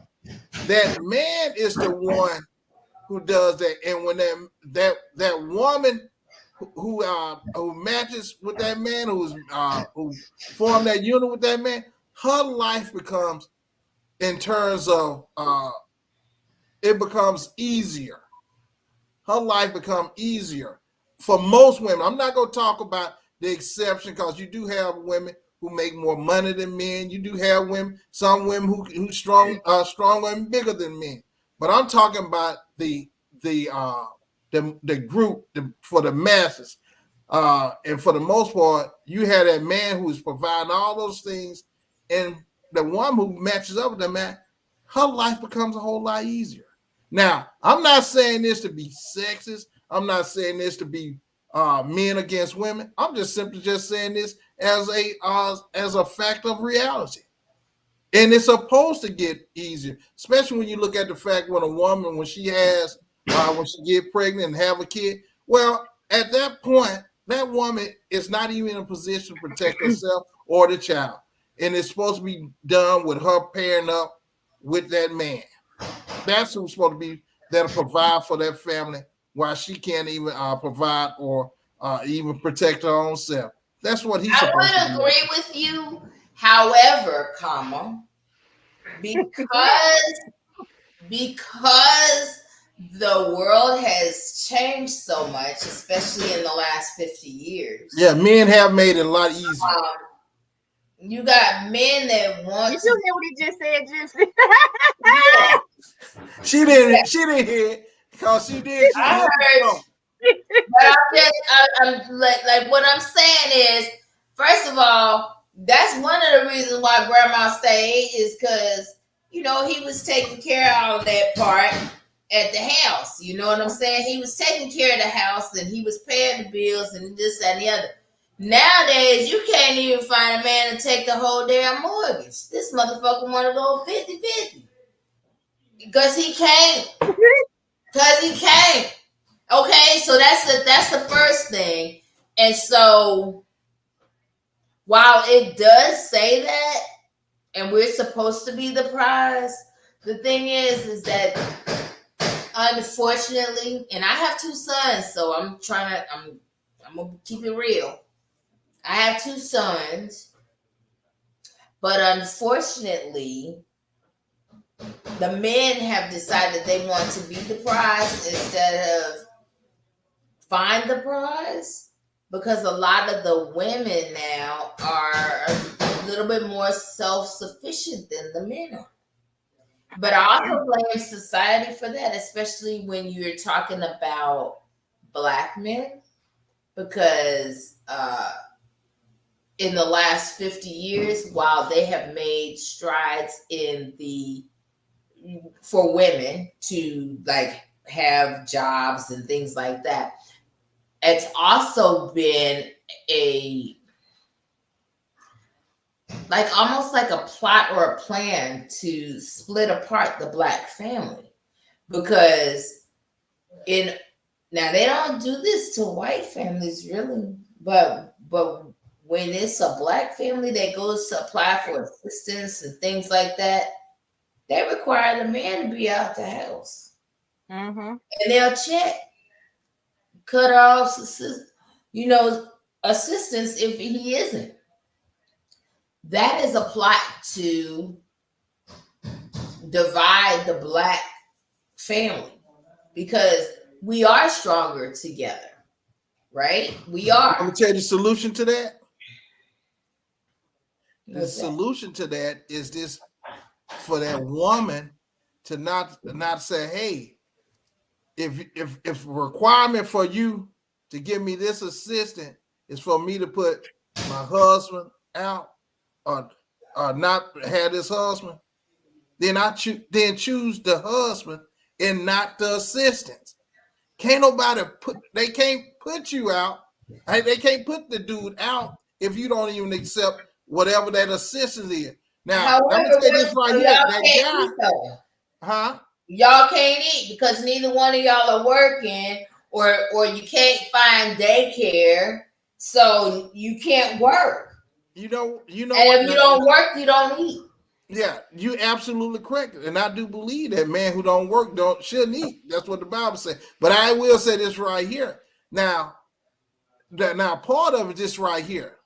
See, that type of man who won't go out and work, because I knew when it came to me, not only did I work, I had a second job. I worked a bunch of second jobs. And then when I went out and started my own photography company, just so my family and my child, I can provide the things that was needed.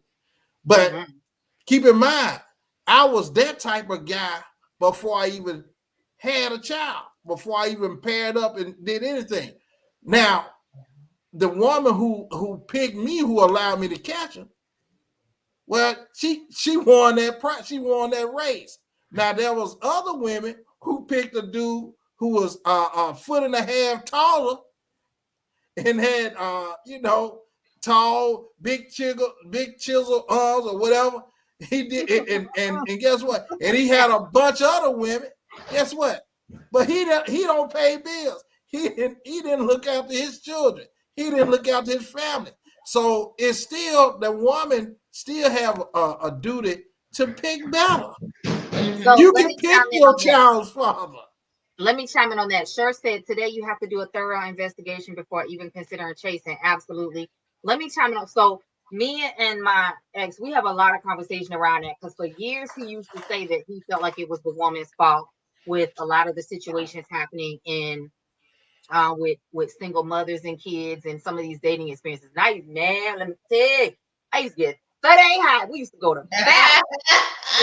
And listen, y'all, no lie. One day I had to go back to him and apologize. And I was like, you know what? I'm sorry. I've been spending all this time arguing with you, but I gotta say, I think you're right. And we really sat down and had an in-depth conversation about it. Now, as a woman, the reason I ended up agreeing with him, once I just kind of looked at things and took my time, not to be mad because he was saying it, but to actually hear what he was saying. He was saying a lot of what you were saying, oh man.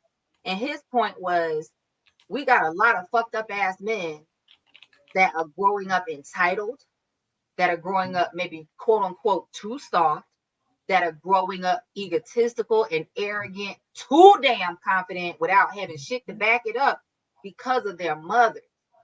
And what I would get upset about, and I would ask him would be, well, goddamn it, what about the men? What about the men? And he was like, I'm not saying the men aren't wrong. They are wrong. But he was saying what you were saying. Those women had a responsibility. When you had the first fucking baby and his ass wasn't shit, you should have learned how to pick better or stop having fucking kids before you went out there and had another one with a deadbeat ass. And if you messed around and thought he was going to do better, and you fucked up with the second one, you damn sure shouldn't have been having a third, fourth, fifth, sixth, seventh, eighth, whatever, with all these different people, and you hadn't done the work on yourself to try to pick a different type of person or to find some more stability within yourself before you kept choosing the same type of person. You're right. What he was also saying, what did you just say, Gypsy? What he was also saying, y'all. Welcome to the old man sex intimacy empowerment show. Okay, yes, he's right. You're right, old man. What he was also saying in agreement with you, old man, and I'm giving you credit, right? What he was also saying, and I had to go back to him a while back and be like, I agree with you. What he was also saying was, this is the reason that you have a lot of men out there now, going back to something you just said, old man, that if I can only speak from context of what I imagine I would have done, because I do not have living children. Let me be very clear about this. But if I had to choose between, we're going to figure this shit out together, because we together and we're going to ride this shit till the fucking wheels fall off and take care of ourselves, our household, and our kids, or if I got to choose to get assistance and you are not in the household, motherfucker, you better figure it out. I don't give a fuck if you got to push bricks down the street with your fucking tongue and figure out how to mow the grass with a pair of scissors. We're going to figure it out. But what we're not going to do is choose a little bitty ass check that's still not going to make enough of a difference. And now you can't be here to help. Now, that's not always the reason. Now, some people are just lazy as fuck. It's not always that they can't be in the house anymore. But that was a lot of his point as well. Like, why are they choosing to accept this, just like you said, versus I can be here. I don't give a fuck if I got to go to the car wash and help people wash their cars with a bucket and a mop. I'm going to do something to make sure that I can provide for mine, because that's what I'm here to do as a man, as a provider, as a safety, as a shield, as a protector, all those things, right? Now, see, I'm used to men. I've typically dated provider types. I'm used to men that will step up and say, whatever I got to do to make sure you're good, that's what I'm going to do, right? And so when I see these women talking about he ain't do this, and I'm like, why are you still, what? Why are you still sleeping with him? Why is he still in the house? Why does he even still have access to you? Why? Like, I have so many questions because I don't understand the mentality, right? And I go back to, we as women have to start holding ourselves accountable and also speaking up, because we can't keep raising kids that are out here doing fuck shit, but we also can't keep allowing men to do whatever the fuck they want just to call themselves a man or say we got a man. I will be by myself before I accept a raggedy ass man. Like, that's my mentality. You shouldn't accept the regular man. The regular man is not in the good for anybody. But a man who good character, work hard and provide for you and do well for you. All I'm saying is he shouldn't be disqualified simply because he's short. He shouldn't be disqualified. Nobody said about no short man.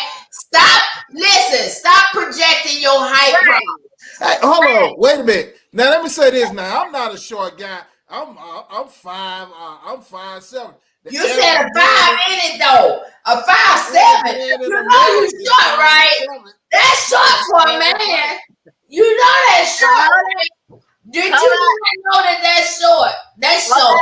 5'7" with an average. 5'7" is short. 5'7" is short. Oh man, I'm sorry. Look at baby. Because the 5 is I'm gonna say something. 5 anything to a woman is short, but I'm only 5'3". It's not short to me. I'm taller than you. No, what I'm saying is, most women, you are disqualified because you got a 5 in your height. And that's exactly why we have the situation that we have. Right, but that's women, okay. Women chasing that same group of guys. There's no doubt that 6'2", 6'3", whatever, he gonna get a bunch of women. Guess what? He gonna get a bunch of approaches. All right. Yeah. And guess what? If you want to share them, share them. And all y'all can have a tall. All y'all can have tall. It's only so many tall guys. So I got to jump in here for the fibers. I will say this: the tallest guy that I've dated, I think he was 6'8", 6'9", somewhere in there, right between 6'7" and 6'9", something like that. But that was mediocre. No, his ass was 6'8", 6'9". I ain't talking about that. He wasn't mediocre. Listen, one of them was mediocre joker, right? No. One of them was.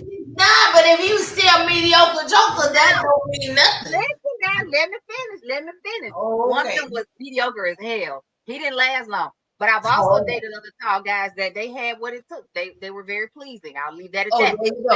That being said, I didn't choose them because of their height. I didn't date them because they were tall. I didn't stay with them or break up with them because they were tall.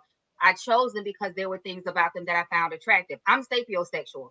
So before height, I don't even know what that means. You gotta tell me what that is now. So it's about the brain, boo. It's about the mind, the intellect. You got to capture her here before you can capture her there. Right. Sapiosexual means you have to be attractive to me cognitively, emotionally, intellectually. There's something in your conversation that has to catch my attention because you could be fine as all. Shit. Did you see how his old man eyes light up? Did you see his eyes light up just here? Oh, hell no. You should have seen that shit. His eyes lit up like a motherfucker. I call BS on that. No, that's not fair.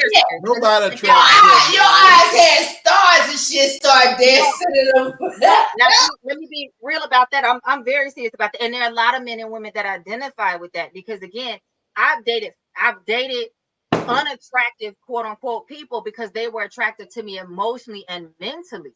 I've dated attractive people because they were attractive to me emotionally and mentally. Your looks, they need to engage me in some form or fashion, but the mind is first. If you can't engage me there, you're not going to keep my attention. That being said, I've dated the tallest people. And then I've also, let me correct myself. The tallest guy I dated was actually 7 feet. He was one of the most bumfuck people, laziest, mentally, emotionally people that I have ever dated in my life. He's one of those guys you're talking about, that he felt entitled because of his height and he thought it just was everything. Well, they did. He wasn't. Well, I want to look out for a medium ugly. I want to look out for a medium ugly man because I heard the medium ugly man. Don't let these people on social media fool you. The medium ugly was cheap. I can't be a medium ugly man because I heard medium ugly man be hitting. They be ugly. They be cheating. They be doing fuck shit too. No, but I heard medium. But they have to be medium ugly because then there's Flavor ugly and then there's medium ugly. Medium ugly, he's let me finish my statement and then I'm gonna tell you something about that too. That being said, I'm 5'4", so I'm considered average height for a woman, right? I'm 5'4", and one of the strongest, hands down, one of the strongest, most amazing men I have ever been with was 5'6", and I'm not even talking about sex. I'm talking about period. That 5'6" man has moved my entire house by himself. That 5'6" man could pick me up and put me on his shoulders, right? Like strong, top strong, as they used to say back in the day. So all I'm saying is, ladies, don't miss out on your blessing. Don't miss out on a good man. I'm basically echoing what old man was saying. Don't miss out on something that is good for you because he may not meet a height requirement or a physical requirement. Like I've dated them shorter, I've dated them taller. Now I ain't going no shorter than me. I don't want no short man. You got to be able to look me in my eyes. Yeah, I don't want no fucking midget. Oh my God. That being said, Gypsy, I just saw a post the other day where this lady said that she was like, y'all, go for the medium ugly, the mid ugly, because they gonna do you right. Man, these ladies ate them comments up and was like, bitch, stop lying, because this ugly ass was out there cheating and had a whole baby on me. That's the thing. It's like what you said earlier, though. Remember what you said earlier about exuding confidence when you're in a relationship? Absolutely. And see, you'll have a dude that's medium ugly, but he with somebody that's a doll, and that motherfucker think that he's attractive all of a sudden. Bitch, you still ugly. You still look like a troll. You was a troll when I got you, but you still a troll. but I just happen to like you because you a troll that treat me right. You still a troll.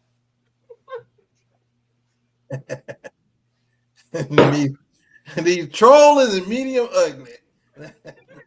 What? Now, He's still a now, let troll. me ask you this. You still look like Shrek. Oh my God. Sure said men just like women pretend to be something they are not. A lot of time, either man or woman do not take the time to get to know who are dealing with it. Whole fact. Folks be out here wearing like 20 different masks. Folks be out, this is why we gotta talk. We gotta get to know people. And when we see red flags, we can't make them bitches green, yellow, orange, or anything else. Right. We have to Stop acknowledge them. thinking you at a carnival. You see them red flags, leave. And we cannot make a man do better because we love him. You can't make a woman do better because you love him. And you cannot love or fuck a person into well-being or wellness, okay?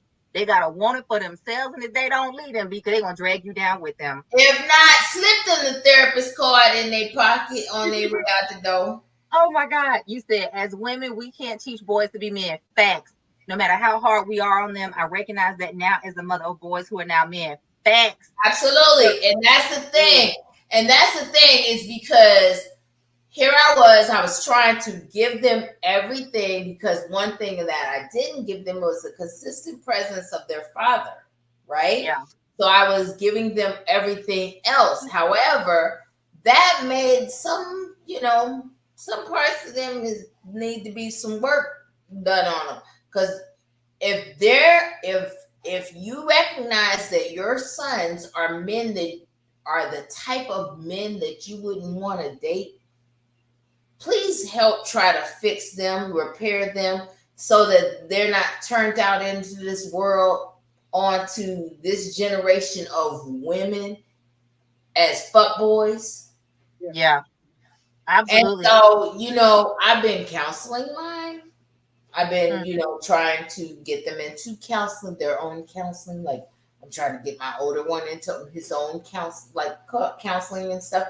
Because the thing is that recognize where you went wrong. Make sure that you acknowledge where you went wrong. Try to make amends. Because the thing is that they're still your legacy. Yeah. They're still your legacy. And you have an obligation not to turn out fuckboys into this damn society. But buy them a ratchet set. Buy them a wrench and ratchet set and tell them to go fix some shit. But you know what? Also, this is why people need therapy. You can't raise a healthy kid if you stay in your fucked up toxicity and bullshit. And too many people are out here thinking they're okay. They're walking wounded, bleeding all over the place. And your kids are jacked up. And you can't do better once they grown because now they have to decide they want to do better. But in a way you can, because the thing is that once you realize that you're jacked up and you actually acknowledge where you But everybody's not doing it, and that's my point. Everybody's not trying to. That's the thing. I'm just gonna say this. As me, I went to mine and said, hey, here's where I fucked up. I did this, I did that. I fucked up. I've gotten therapy. I've understood where I fucked up because the thing is one of the things that I understand now. There was a book that I read. I told y'all about it. Anxiously Attached by Jessica Baum. And the thing is what I realized is your childhood experiences bleed off into your adulthood if you don't get them fixed. Absolutely. Right? And if you mess around and have children before you get them fixed, now you got fucked up kids because you're toxic. You're raising kids and you're raising them in that same toxic environment and shit that you're used to. Think about it. Most people parent the way they were parented. And if you were parented in a toxic manner, you're going to parent your children in a toxic manner and repeat the cycle. All of that. Now, I'm going to listen to one of the comments. I heard Cheryl, she said, old men, some women, not all. I'm going to correct you on one thing, Cheryl, and this is what I want you to replace. I want you to replace that word some with the word most. Because keep in mind, what is we talking about? Wait. Keep in mind, What do this you is mean, why. Mo? This is What why I'm we telling talking you about? most. Most This is women why I'm what? saying most. Most Because women keep do in what? mind, whenever I speak on something, I'm not speaking to the extremes, to exceptionalities. It can be on stream on one end or the stream on the other end. I don't speak to that. I speak to the majority in the middle. So that's why I said instead of saying some, we're gonna say most. And we Most can women say what? Most women do what? whatever she was talking about. But I don't The hell you say it. If you don't know what the hell she was talking about, we are not saying most. There you go. I'm telling you right now. I don't speak to the extremes. I speak to the middle. I speak The to the middle is middle. some there, old man. No. The middle is Most No. is the no. majority. Most Say the most majority. indicates more than half. We gotta Yeah. say the Some majority. no, we ain't doing In that. fact, tell you what, Sheriff. We ain't Right doing back that. on tell them what you was talking about, Sheriff, so we can We're not really doing talk that. about it. Okay, so clear that up for us and tell us what you were talking about in the comments. Let's make sure we get to one more question before we bring this to an end. Somebody wrote in and was asking us if we wanted to talk about the Jonathan Majors and Megan Good situation. Oh man, you kind of referenced that before, so let me go back to it. Let's see. Okay, y'all want to talk about Jonathan Majors, Megan Good? The narrative is that the narrative is that he went to her to heal and redeem himself, but when he was on top, he chose the white woman. Men seem to do this, and we as Black women keep falling for it. They choose someone else either after they've made their money and leave the one they started with. Brian McKnight is another one. Or they start off with someone else and then come to the strong Black woman after they've gotten their ass beat by life. Jonathan Majors all over the TV crying about how much he loves her, but he chose white first and got his ass drugged. That part, okay. Okay, I do have something to say about this because I actually watched that video with him snotting all over the place, and now I am. So let me preface this: it's not all Black men that do this, but however, comma, there are a lot of Black men that, for lack of a better word, let's just go on and put it out there. We wouldn't want them anyway. Because, for example, I'm just going to say this. Like, my brother is short. I love my brother. My brother's short, though. My brother's short. He's like 5'5" or whatever, right? And Black women wouldn't check for him. But he got a Filipino, I mean, not Filipino, she's Cambodian. He got a Cambodian Asian wife. And all of a sudden, now they all pissed off because he got other than Black wife. Bitch, you wasn't checking for him in the first place. Right? That, I say, also in reference to Jonathan Major. That motherfucker ugly. He was always ugly. And the only reason he became attractive is because he had a white woman and some money. If he was Jonathan Majors, the bus driver, we wouldn't be having this conversation.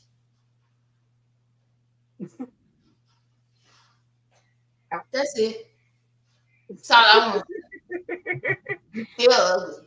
I'm gonna give you a minute to gather your thoughts. And that old man sure came back and said, "Old man generalizing again. All women do not chase tall men."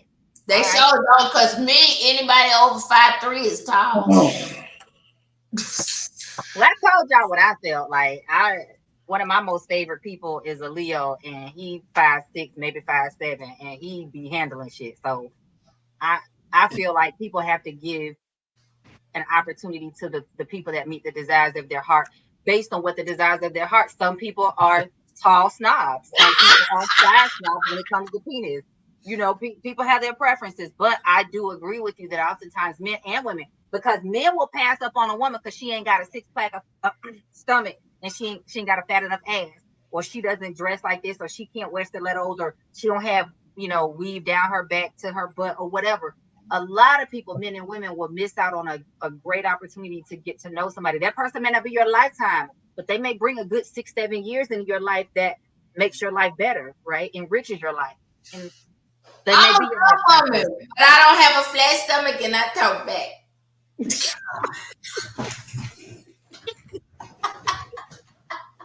We're in the same boat, Gypsy. We're in the same boat.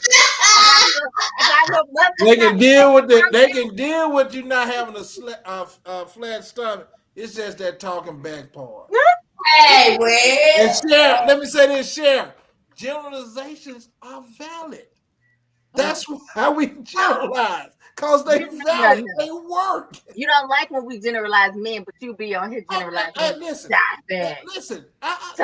No. I don't listen. When we talk about, I even generalized men when I said, hey, women want these tall guys. And that they even talk about it. Who do you want? I want somebody tall, dark, and handsome. That's even a theme. That's a generalization. Come on.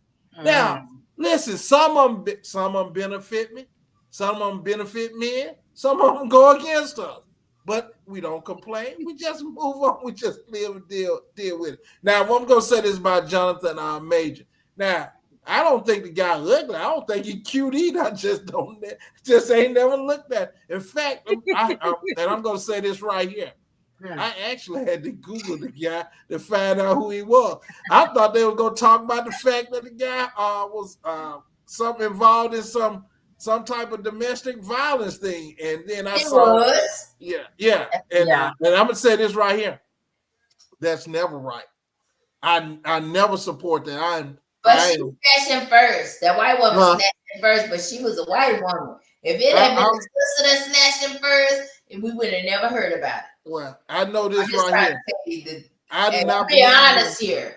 If it had been listen, let's be real. It was a white woman. If it had been a sister that snatched him first, we would have never heard about him, and he would not have caught a case. He would have not had charges, right? Yeah. It's a white woman. Yeah. Well, I'm gonna say this right here. I believe a man should not hit a woman until she hit him. No, just joking. Just joking. That's what she did, though, and that's the thing. It was video. My thing is right here. I believe in people keeping your hands off each other. Don't put your hands on me, and I won't put my hands on you. But I'm gonna tell you right here, I ain't taking no whoopings. I ain't taking no whoopings from nobody. Blind, crippled, or crazy. You come at me, I'm gonna give you this 2-piece and a biscuit.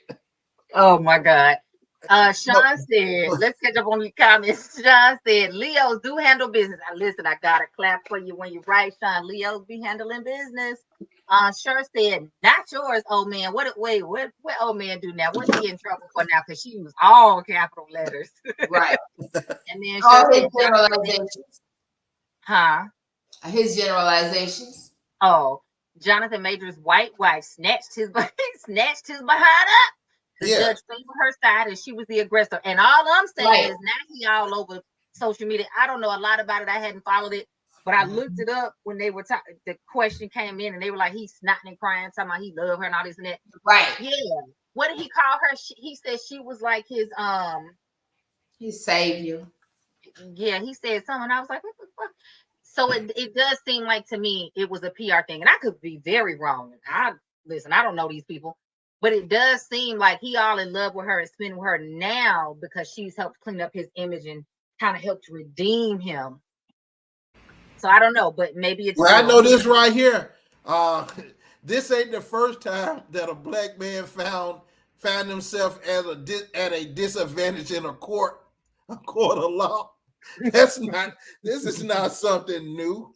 This is not. Yeah, but y'all can't want a black woman to clean that shit up when somebody else done drug your ass. This is not shocking. Behind your bed, you know. But so, I don't know those people. I'm also gonna say this right here. I do believe people. You can't help who you love. You love who you love. But I'm also gonna say this right here. Now, remember how we talked about earlier about women competing for a guy? Well, guess what? Yeah. Jonathan, he may have been with this white wife at the beginning, but guess what? She competed for it. She saw him and went after and got him. Well, he could have had him a black wife at the beginning, but maybe that black woman said, how you know the black woman didn't compete for him? Huh? Maybe you know the black woman didn't compete for him. Listen, maybe this is what happened with the black women. One of them said, "Hey, sis, I saw it first, so you step back." Negative. Maybe that's what happened. Maybe that's why he didn't end up with the black wife. See, that's why, sisters. That's why he was ugly. He looked like a bug wolf. Hey, but yes, listen. Maybe you sisters should compete for that guy. He was ugly. He got him a white wife because I mean, let me just keep it real. A lot of times, especially men who weren't very attractive when they were younger, a lot of times they go get them a white wife because it's like a quote unquote trophy. Trophy, yeah. Right. And the thing about it is though, is that what he doesn't understand is he wouldn't have been able to catch her if he hadn't had any money. Well, guess what? Yeah, money. Listen, that same thing with you look at certain women that's really, really, really fine. Well, she can't catch certain guys if she didn't look the way she looked. That's you know, that man, he had to work to become who he is.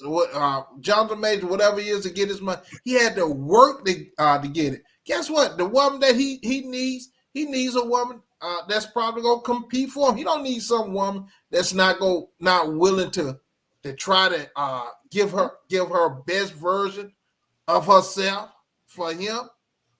You do know that after he caught this case with this white woman, he lost all his endorsements and his major movie deals. Of course he did. Of course. Listen, of course. That is the problem. And then he ran back to a black woman to repair himself. And that's the problem. We need to stop fucking fixing their ass. Kobe Bryant, when Kobe Bryant had that incident with that white lady, I don't know who it was at the ski. He was already married. He lost I think Sprite, McDonald's, bunch of them. He lost millions of dollars over that. And that's what and I'm gonna be honest, I think that's why this is set up. It's no, with you? Hell, I wouldn't have either with that damn kind of money. There you go. And maybe she really loved him. I don't know. I don't want to diminish that, but because they were young when they got together. But the thing, and they also made an adjustment in a and part of a marriage agreement or marriage something. They made an adjustment on that. That's why she stayed. Because didn't that happen when they first were together? He cheated and something happened in order for her. And so they made an adjustment on her. On her, they made a wedding contract. I mean, right? What do you call it? Prenuptial agreement, whatever. But they changed it. Right. If it's after you've gotten married, it's called a postnuptial. Yeah, and he entered that to be able to keep her. Yeah, he did. Right. Now, also, when it comes to Jonathan Major and all that stuff, all I'm saying is this right here. Whatever woman that he ended up with, I'm gonna say this right here. Oftentimes, when you have these situations with these high-profile public black people, and when they have these relationships with whites, especially white women, and it goes sour, especially if it goes public with some alleged violence or alleged abuse, that guy, the system in America is going to punish that guy. The system in America. But that don't mean that the black woman has to be his traumatizing her either. And that's I think the point that Gypsy's trying to make, and that I also agree with. I'm not saying that a black man that goes through can't go back and choose a black woman or recognize, hey, I tried something. Hey, you date who you date, love who you love. I don't have no problem with any of that. But what I do seem to feel like I notice sometimes, and I think this is the point that she's making, and sometimes black women have made note of, is that at the end of the day, a lot of black men will act like they're too good for another black woman, or they don't want to be bothered with a black woman. She too this, something wrong with her, and they'll go choose something else. Yeah. And then when they get their ass handed to them and society whoops that ass because they did something that they couldn't get away with her, then they want to come back to a black woman, and she's supposed to love him and accept him and cherish him and be I think he should have been with a black woman from the jump. Yeah, but that's the whole problem is don't come to us when society has whooped your ass and broken you. Well, I don't think. And then we're supposed to fix you. Well, he didn't come to. He went. He still got a. Believe it or not, the woman he got. He's still a top level woman. So he still.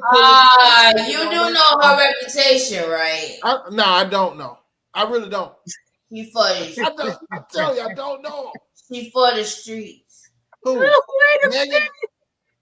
Yeah. Well, I'm telling you right there. Well, he didn't get one, did he? Well, and hold on, let me put it this way: if someone has a reputation for sleeping with a bunch of folk and all that stuff, nah, he didn't get one. But I'm saying, has it been proven? Because a lot of people get reputations. Has it been proven that she was truly for the streets? Did she say she was for the streets and own up to whatever it is people say she doing? Because this is what I believe. I'm not saying it's right or wrong. I don't know. What I do believe a lot of times, I think people start those rumors and create those innuendos because it gets people talking about them and builds their celebrity and gets them in front of more people to give them more opportunities. I don't think people be doing half the stuff they really be saying they do. I could be wrong about that, but that's just what I think. Now, if she was for the streets, if she ain't still for the streets now, is she doing better? Then she's whatever she is, and he chose her. Better post being married to that preacher. But hey. Also, let me say this too. I think when it comes to I'm gonna say this right here, and I hope this don't get me in trouble with a bunch of folks. I hope it don't get me canceled because I know people are supposed to love who they love. I think a black woman is made for a black man. I just think that, and I think a black man is made for a black woman. Now, you still have an option and choice of loving who you love. I just think we was made for each other. I really do. So, and I just hope they don't get me in trouble. I know it's a bunch of folks out here. I just err on the side of people should date what you date, love what you love, but do it because that's genuinely what you desire, not because you're color struck or whatever the thing may be, or you're trying to get a trophy. That's where I think people go left with it and what ends up causing a lot of the problems. Wait, what? I'm sorry. Okay, so I've been getting some messages. Let me say this. Somebody messaged me and said, going back to what we were talking about with single moms and Gypsy, what you were saying, how a lot of times you have to recognize the mistakes you're making and try to change it and go to therapy and all of that. Well, somebody's saying a lot of times women don't realize they're raising fuckboys. And so I was asking them, why do you think that? And here's my issue with that. I still go back to get your ass in therapy. Right. And a lot of people, women included, love my black women. But a lot of us don't go to therapy because we are so busy pointing the finger at the man or whoever else. Our daddy hurt us. Same thing with black men. They pointing the finger at mama. Mama hurt their feelings. Ex-wife did this, whoever and whatever. But you got a lot of grown people that won't go to therapy and get help. And so then if you have a single mother or even a single father raising kids, you can't tell they messed up because you messed up and bleeding all over the place. That part. So again, this is an opportunity to advocate for. This is why we all need help. We all need to be going to therapy. It ain't just going to your church and getting your pastor to pray for you. It ain't just calling the prayer line. It ain't calling the psychic and asking them what's going to happen in your future and when the next man or the next woman is going to come. It is going to actually get help. It ain't just doing ritual. Y'all know I love a good old ritual. It is actually going to get therapeutic help to deal with our issues because we are putting our issues on these kids. And then we got these fucked up ass kids becoming adults and continuing to perpetuate the cycle. And then somebody else was saying, so to piggyback on that, when I asked, why do you think a lot of times women can't see? This particular person was saying, because that's their baby. And I do hear that a lot. That's my baby. I hear a lot of women say that. That's my baby. That grown ass man, 40 years old, and you still talking about that's yo baby. And now he expects for other women to bow down and cater to him and walk in that entitlement. And again, let's not make it all inclusive because not all men are like that. And not all women are great either. Not all women are catching. There's some toxic women out here too because they I haven't can't followed. stand a sorry man. I'm You with you when you're who right. hates a I can't sorry stand man? that either. Listen, I'm with you when You you're know right. who really hates a sorry man? Another man. I can't stand a sorry man. I'm with you when you're right. Listen, I if can't I'm stand working harder than you can't be in my space as a man. I don't friendship or not, brother, cousin, whatever. If you stop, Right. you got to go because I do have. Now let me throw this out here. What do y'all think about gender roles before we close this down? Because I'm starting to realize I used to think I was more flexible in gender roles. I'm not. I have very clearly defined ideas on a lot of what I think gender roles should look like. Now that mean I'm not trying to force them on everybody, but I'm recognizing for myself that I do. If I got a man, why am I taking my trash down? I don't know. I don't want to Right. do it. I'm not going to fix that. Sir, you can't, like, I have very clearly defined gender roles. And I think that plays into how we look at people when we want to date them, how we look at people when we want to engage with them, how we expect people to treat us, to handle us. Even with the whole should black men date black women and should black women date black men or should we date outside our race? I think if we're honest with ourselves, Love who you that love. definition. Yeah, love who you love. But I think most of us, if we're honest with ourselves, have a lot of predetermined conditions on what we think it should look like. And when we're not honest about it, we can't communicate that to other people either. Can I say this? And this might be really controversial, and it's okay. I don't care. Controversial sale. Let's hear it. I can take it. A lot of times, who you wind up with has a lot to do with what your parents look like. Yeah. For example, and this goes for same sex as well as opposite sex. Like, so if you're a heterosexual female, a lot of times you unknowingly go for men that are just like your father, even if he was a hoe, Yeah. even if he was a womanizer, even if he was a good dad, a bad dad, whatever. But you find people just like him. If you're a man, a heterosexual man, a lot of times you get women who may be the exact opposite of your mother. If you had a strong mother who was on your ass all the time and you want somebody you can control. But then again, you may get someone just like your mother if you want someone who is going to help contribute to the household and things like that. So Absolutely. again, people get people who are mirrors of their parents. But in context of that, we can also choose because I can readily admit I did that. What I I did do was that too. I was very intentional about it though. So I can tell you that I saw qualities in every man that I dated, even the person that I married. I saw qualities in them that were reminiscent of the qualities I wanted that my dad had. Now let me be clear and full disclosure. My dad was not shit as a daddy. He was not. Right. He was not. He's more helpful to me now on my spirit team than he was in life. He did his job. He got me here, and then he was shit. That being said, he was still in my life, right? So there were Right. certain things that he exhibited. He was a veteran. He was extremely strong. What I Mhm. saw exhibited in his dad, my grandfather on his side, was that he was a provider. He took care of the household. It didn't matter if them motherfuckers wasn't talking and he was sleeping in the Right. living room. He was gonna make sure them bills were paid, right? So those particular things I recognized. Now, one thing about it, growing up where I came from, my dad had a reputation. They ain't fuck with him. So that meant I was off limits, right? He had a very particular reputation. That was something I looked for in every man that has been in my life romantically. And if they couldn't meet that standard, if I didn't feel safe with you, if I didn't feel like you could protect me and you couldn't at least meet that minimum, you got to fucking go. Now, I did also look at because my dad wasn't a provider, but I saw that modeled in his dad. That was also an expectation that I had ingrained in me as well. I wanted that, right? So that was something I was also particular about. So I just want to highlight it because yes, we can very intentionally, unconsciously choose people that mimic our parents.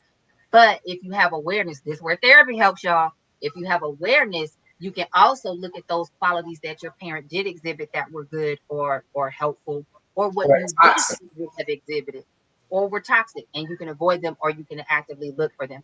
I actively looked for the things that I liked and saw that was good about my dad and his dad, and things that I felt like were missing that I wanted. Um, Women also, let me throw this out here.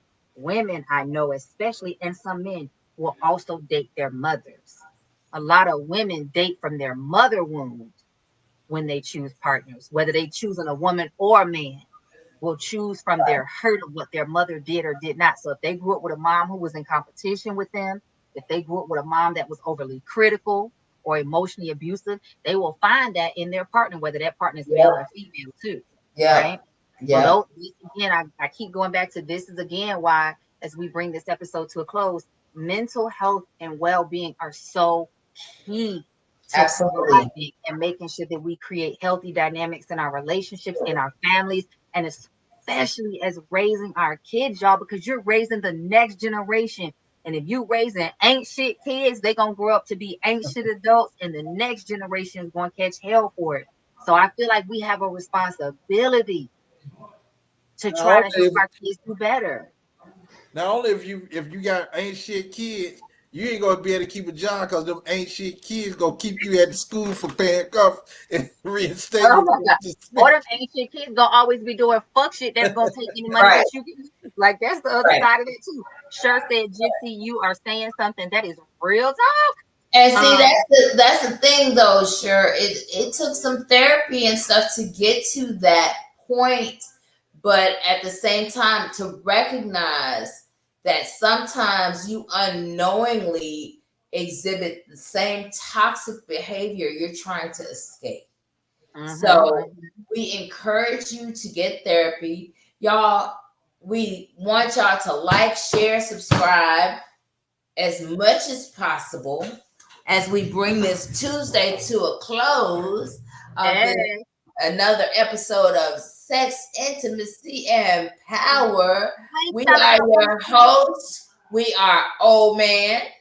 Yeah, I'm right here, and Gypsy. y'all are starting to you all are starting to come around. Share you next. Share you next, baby. You next. So we are Old Man, Gypsy, and we're gonna turn it over to Jay, our senior Yeah. host, as she logs us off for the close. Listen, y'all, I got one more comment that came into me. This person said, but check it though. When men say they don't want women because they're fat, those men are told that they're body shaming. But ain't nobody telling the women that they body shaming when they don't want a short man. And I can't say nothing, but you know what? I'm with you when you're right. That's another person came around to the old man. But see, that's the thing. There's a difference between being short and being fat. She can lose weight, but you can't grow. But she might not ever lose weight, and sometimes they're gonna gain But more weight. she can. But She just can. If she wanted to, she could. But he will They'll never grow. They'll never lose it. so is that person wrong because they have a standard? I don't think a person is wrong because they have a standard. I just always advocate for people, don't miss out on a partner that may be truly amazing because of one thing. If they got 98% of the things on your list, don't cross them off because they're not tall enough, they're not short enough, they're not thick Right. enough, they're not You skinny enough. can bitch ass up. Give my opportunity. But if they got trash, mediocre sex, beat ass. No, I'm just playing. Nah. Look for character. Look for character. That's I don't know. Character don't keep me warm at night. Well, that's a man with character. He pays the bill. He keep the heat on. I pay my own bills. I need somebody that ain't keep me up at night. why Right can't now, he you're do doing both? 100% by yourself. Get you a good man, at least help you. Why he can't do both? Why he can't pay bills and help you get that big O? That's That's all I'm right. saying. Hey, but can she get that man that'll pay that? Yeah. Can you get that man? Are you the one now? Men who can pay all the bills. they're gonna have a certain standard for themselves. Do you fit that standard for that man? Now, some women out there get that man. Some but women most of them that look like Shrek that some can pay all the bills, they have a uh, standard that they can't even meet. Huh? I said most of the men that look like Shrek and can pay all the bills, they have a standard they can't even meet. Now you look like Shrek, but you want somebody that look like Beyonce. Come on now. Hey, what the men, I'm gonna be honest, there's no big push to say how good or how cute the man gotta be. It's all about how pretty the woman is. It's a real big industry on about pretty, beautiful women.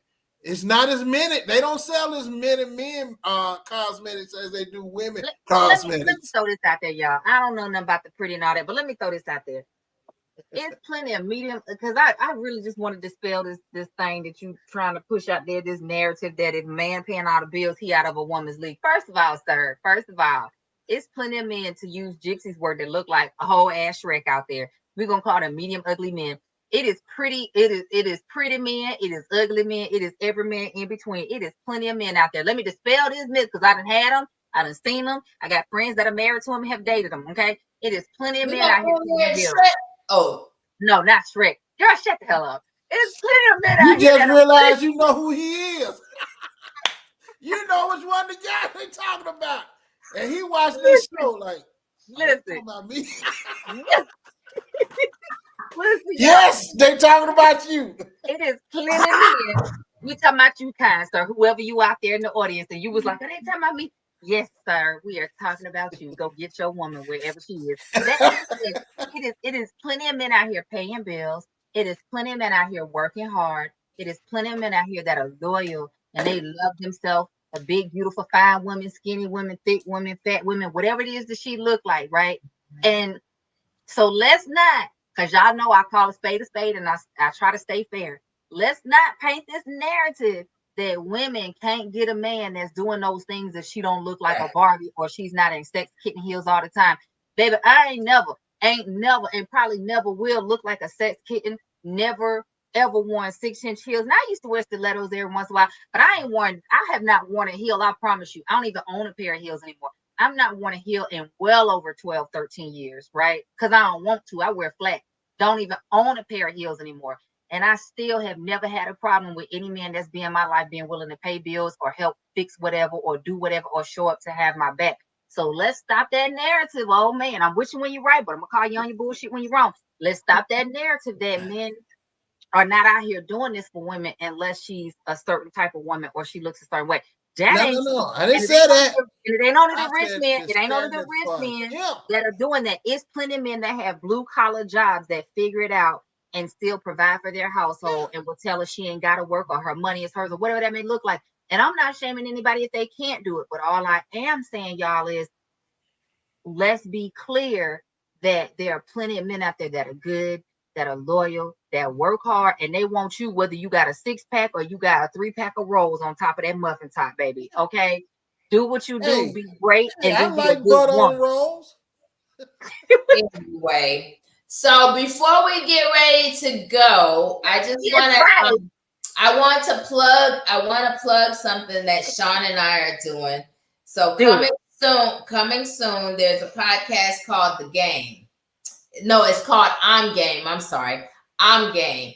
And GAME stands for Gripping a Midlife Experience, because there is a lot of podcasts out here that cater to younger Black people or younger white people, middle-aged white people, but there's nothing that we've looked.